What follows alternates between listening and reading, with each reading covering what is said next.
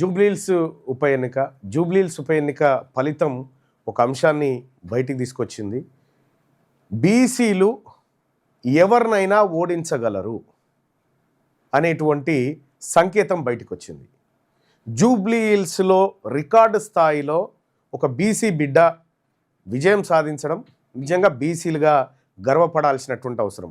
ఎప్పుడని చెప్తే గెలుపు గుర్రాలకి అంటారు. మీ గెలుపు గుర్రాల పని చేసేది వాళ్ళే.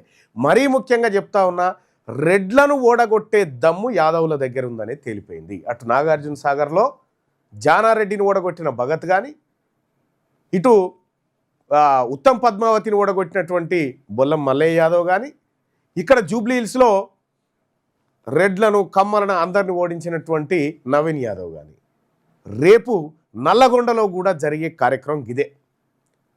ఇక మీ రాజకీయ పతనం ఆరంభమైపోయింది. ఇన్ని రోజులు అవకాశాలు లేక వీళ్ళకి ఇస్తే గెలవరనే ఓ నెపం, వీళ్ళేదో గెలిచి కట్టలు కట్టినట్టుగా చిత్తుగా డిపాజిట్ రాకుండా ఓడిపోయాడు ఓ రెడ్డి. కాబట్టి రాజకీయ పార్టీలారా మీరు కనువిప్పు కల్పించుకోండి. ఇలా బీసీలంతా తెలంగాణ రాష్ట్రంలో నిజంగా చెప్తా ఉన్నా కదా, జూబ్లీహిల్స్ ఉప ఎన్నికలు అయినాయి కదా.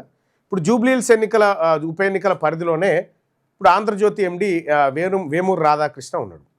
వేమూరు రాధాకృష్ణ తన ఓటు ఖమ్మామెకి వేసిండా లేకపోతే కాంగ్రెస్ వాళ్ళకి వేసిండా? ఖమ్మామెకే వేస్తాడు ఆయన ఓటు. ఇప్పుడు ఆ దీపక్ రెడ్డికి పడ్డ ఓట్లు కూడా రెడ్డోళ్ళ ఓట్లే. నికార్స్గా బీసీలై మైనారిటీల ఓట్లతో గెలిచినటువంటి బిడ్డ నవీన్ యాదవ్. అక్కడ క్లియర్గా ఏ వర్గం వాళ్ళు ఆ వర్గానికి ఓటేసుకున్నతోటి లెక్క తేలిపోయింది.